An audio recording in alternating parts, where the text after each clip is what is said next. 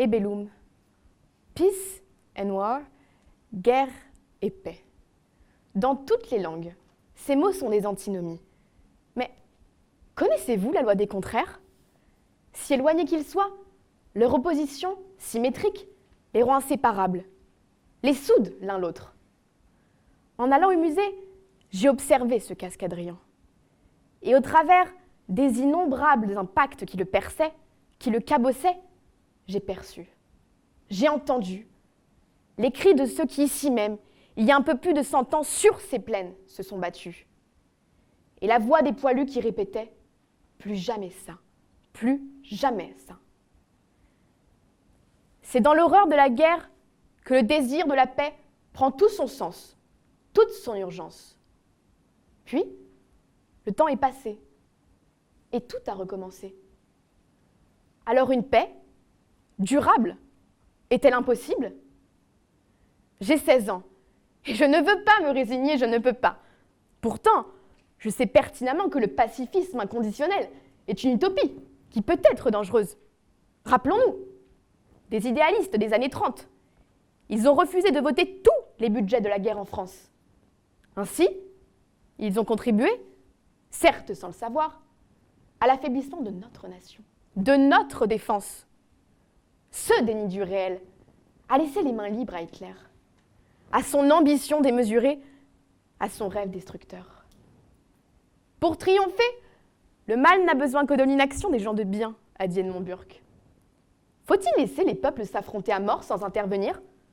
Se taire devant les massacres opérés sur des populations civiles comme en Syrie?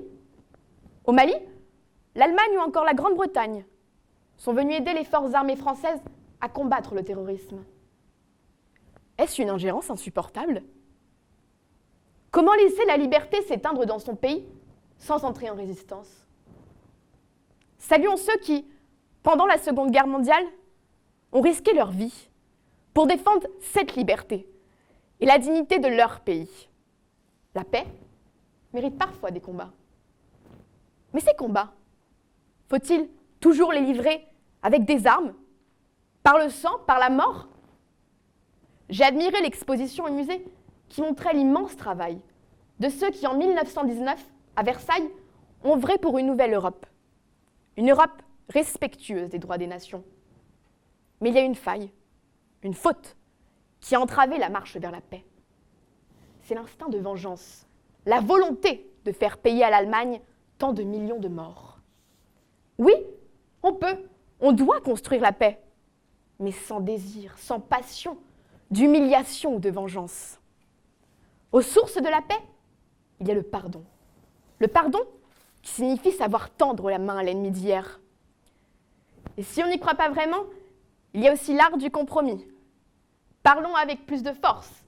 Si nous pouvons, de le cas contraire, avec plus de clarté, a dit Sénèque. C'est ce que font les diplomates, qui négocient les mots, qui serviront à éviter les guerres, à vivre ensemble ou bien côte à côte. Ils le font en écoutant l'autre, à la recherche du point d'accord. Le pacifisme ne va pas de soi. Je pense que la guerre est parfois un passage obligé vers la paix. La paix, elle, reste une fin en soi.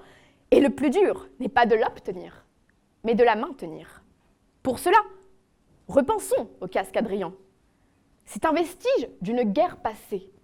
Et c'est aussi un objet de mémoire qui nous rappelle une souffrance et une violence terrible et toujours actuelle.